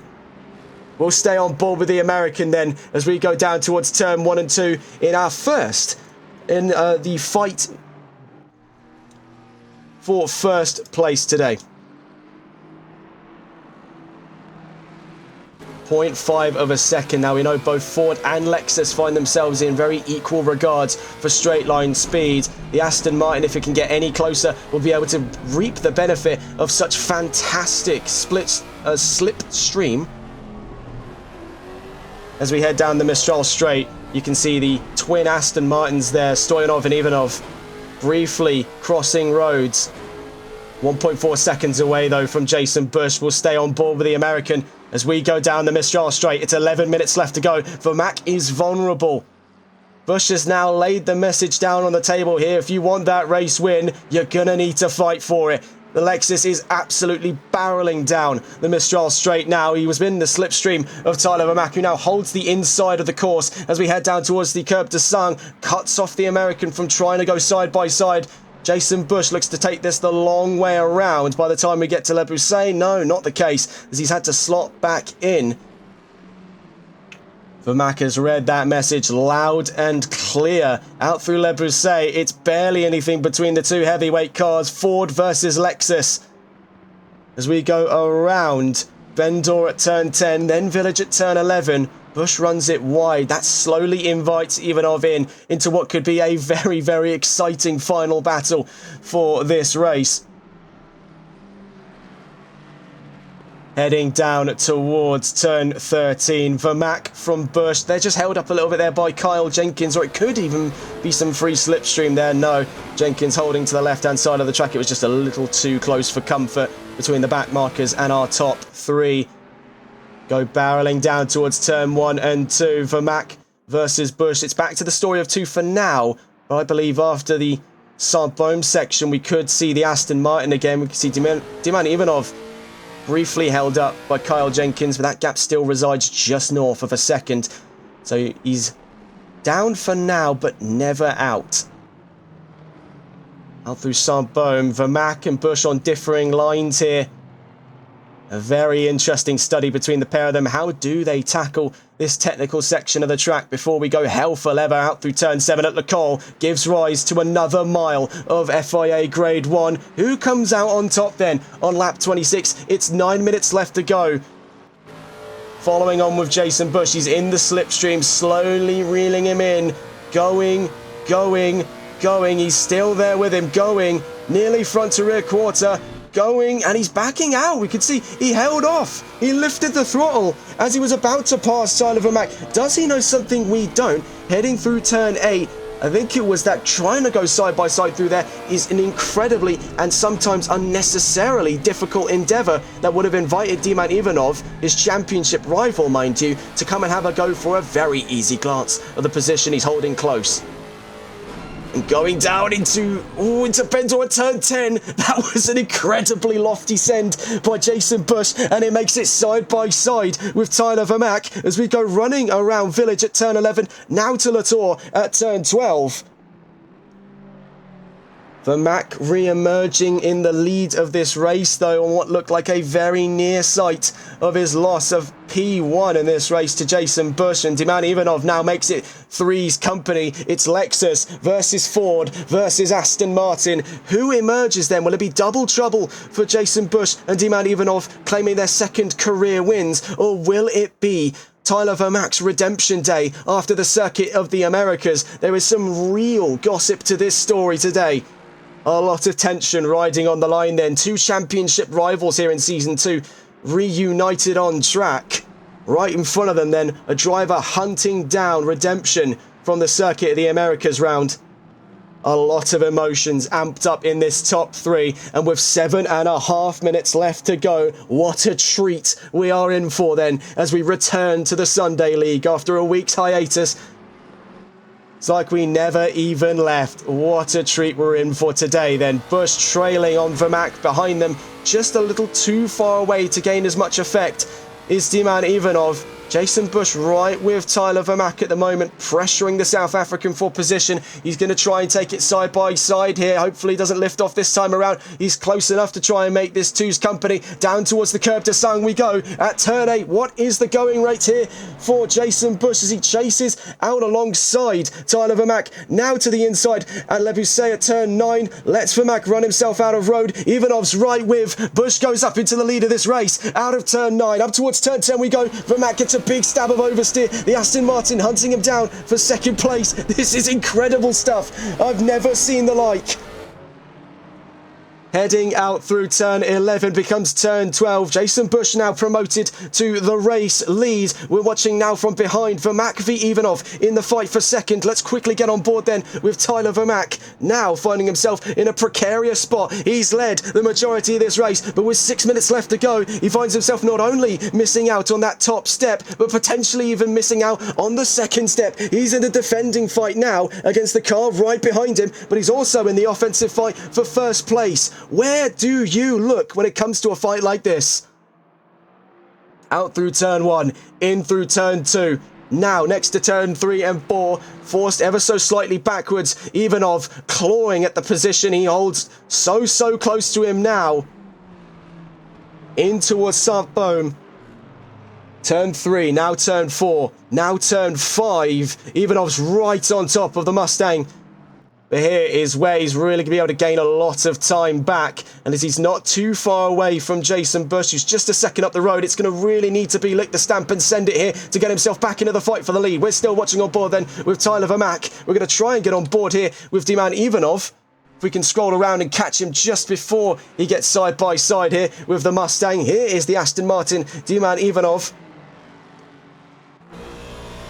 Watching with, you can see he's just stifling for straight line speed. He's so close yet so far away. The gap seems infinitesimal in nature between himself and the Ford. He's going to have to try for it in the corners, in the straight lines. Ford and Lexus have him dead to right. He's going for combat then at turn 9. Le Bousset gives rise to yet another overtake, this time in the court of Diman Ivanov, up to second. The championship rivals then sit atop the top row, I should say, and perhaps even the top steps of the podium, as flailing there behind, the back end stepping away yet again on the number 94 Mustang of Tyler Vermack. It looked all but assured for redemption for the South African. He's really going to need to dig deep in the next 4.5 minutes of racing here in France to find his way back to the race win. For Diman Ivanov, he finds himself in an incredibly tough spot at the moment. His championship rival slowly escaping from sight. He knows he can outcorner the Lexus, but he knows the Ford can outrun him. He finds himself in a battle he has possibly no chance of winning, but we have seen incredible acts of bravery from our drivers in this season. Diman Ivanov has been one among them. Can he make magic happen again here at the Circuit de Paul Ricard? Heading around turn 4, now turn 5.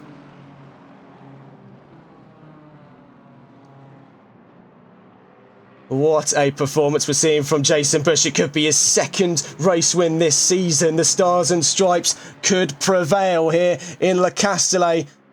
Not if Diman Ivanov has anything to say about it. He's only 1.2 seconds away. Tyler Vermack isn't too far away himself. All three of our drivers find themselves nearly an equal distance from one another. Who comes out on top then with but mere laps left to go here at Paul Ricard? This has been a fantastic venue. Say what you will of this circuit. It has delivered on a remarkable turn in fate for this championship. What a way to kick off the second half after our season break. Back into the action and with an absolute bang from our top 3 today. Fantastic stuff.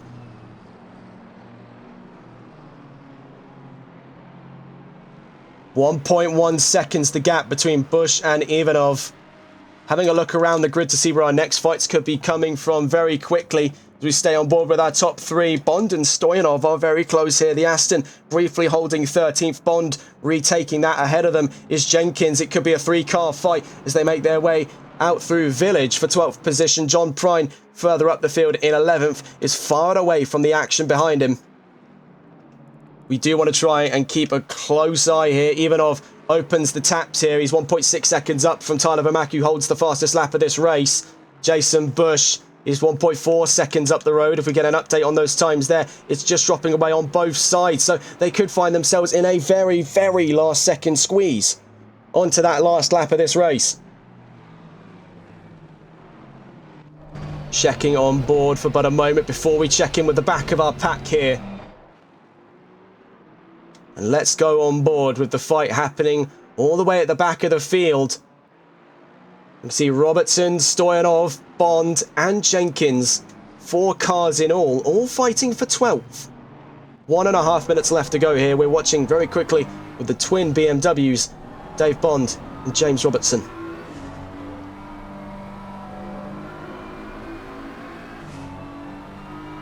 Oh, it's a big slide by Bond. He's been struggling with that Beamer over the course of this race. This is his inaugural drive with BMW. He's having to find his way back on track. Actually took a bit of a leap there. It's going to be easy money for Robertson to keep himself side by side. Now in the side draft of Bond, slowly but surely creeping in. But you can see Bond has a slightly lower aero profile. It's keeping him in line here and potentially even forcing him up ahead by the time we get to the Curb de Sang. Who backs out first? We can see the Bond's back out in front. But with that damage to his tyres, having took a lot of marbles in that runoff. Is that going to have a knock-on effect here as we head into Sector 3? It looks very likely. Out through Le Bousset, holding the far edge of the track. As Robertson goes for the inside, it's very nearly contact between the two BMWs as they head down into Vendor Curve at turn 10. Taking the wider line, James Robertson swings it back in for turn 11. The leaders on the final lap of this race will be getting on board with our top three in a moment's time here. Checking in towards the back of the field. It's contact between Bond and Robertson. The twin Beamers collide at La Tour. Turn 12 is the site of our next major incident. Speaking of BMWs, here's James Mason, who will be delighted to be in 6th. Here at the end of round 6 of the championship. Let's go on board though with the story of 3. It has been absolute theatrics between these three at the moment as we watch our podium make their way onto the final lap of racing today. Jason Bush, Dieman Ivanov, just behind them there. Tyler Vermaak on what looked like redemption day for the South African. He's given it everything he's got, but at the last second has been thrown to the wolves. That being Bush and Ivanov. The Lexus and the Aston soaring up ahead. The story of 2 in our championship title fight. This will be the defining legacy of Season 2 in the makings here, ladies and gents. The points gap sits at 8. It'll open up just slightly more before our next round for round 7. Very nearly an incident between the two Astons of Ivanov and Prine. Checking quickly. It could be a very last-second fight if something goes horribly wrong for Kuiper. I don't believe so, as we're seeing another classic drive, just like back in Kyalami, by the number 33 of Jason Bush. What else is there to be said of Bush's performance today? It has been fantastic stuff. Sadly, our streak of consecutive new race winners comes to an end, but I don't think this one minds all too much. An absolutely phenomenal drive. He wins in Kyalami and now wins in Le Castellet. Jason Bush, on his second career win in the Sunday League, opens the gaps on that championship lead. Dieman Ivanov, his championship rival, is right behind him every step of the way in the Aston Martin. Another podium for the Bulgarian. Tyler Vermaak, on what could have been a redemption drive today, will be happy to take home 3rd in the number 94. Looking around the field as well, let's quickly catch on board with 4th and 5th. Wesley Kuiper down to the line, redeems himself for a top 5 today. Really deliberated against that setup coming into this race. There was a great degree of anxiety for the Dutchman. He'll be more than happy to finish 4th. Christian LeBay fights tooth and nail for the top 5. What a drive by both of them here to round out that top 5 positions. Looking at the rest of our field, it's 6th place for James Mason. The youngster will be delighted with such a result. Hayden Prodger not too far away on a proper comeback drive. Has dealt with great adversity today from the stewards. Fights his way back to 7th. Kevin Quain takes home 8th with Malwar Racing. Scott Milbanks down to the line in a moment's time. The number 44 with slight damage on that Beamer by the end of this round will be happy to be inside the top 10 on a track that not many of us particularly enjoy racing at. Ben Cheeseman then to the line in the Vodafone McLaren, makes 10th position. John Prine in 11th, Kyle Jenkins 12th, Robertson 13th, Bond 14th, Stoyanov 15th, Francois Dupont, Dane JK and Max Axiom all DNFs. That has really got a sting, especially for Francois Dupont. We saw him charge up through the top 10 there, but I believe either a disqualification or disconnect, something had to have occurred that suddenly wiped away the number 4's hopes in today's race. But beyond that, another fantastic result for Jason Bush. The American continues to open the gap and now picks up his 2nd race win this season. Double trouble for the number 33. Dieman Ivanov picks up another podium. Vermaak on the podium as well. There are still, though, those thoughts of what could have been. Kuiper in 4th, LeBay 5th. We'll be picking things up then next Sunday. Looking at our calendar, we're heading to Imola. It's going to be a very exciting round in San Marino for round 7 of the championship, and then what I'm very thoroughly looking forward to in a fortnight's time, round 8 at my home track of the Silverstone Grand Prix circuit. Our 2nd round in the United Kingdom. Then the week after that brings our penultimate round into frame, Watkins Glen in Schuyler County, New York. And then the Autodromo Nazionale de Monza, the Temple of Speed, our final round in a few weeks' time. But what a way to kick off the second half of the season after our week-long break. And welcome back to the front row, Jason Bush. What a drive today by the 33. Absolutely ruthless stuff. Well, that's all from us today.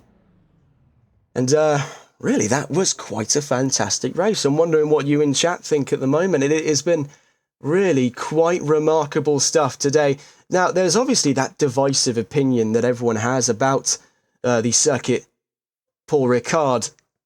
You either love it or you hate it, and it really, you can't deny that it has provided a very interesting style of racing today, because just like we'll see in Monza, you have these cars not necessarily designed for straight line speed be forced into a competition of straight line speed. Now, it was kind of always going to swing in the direction of one of three manufacturers that came to mind.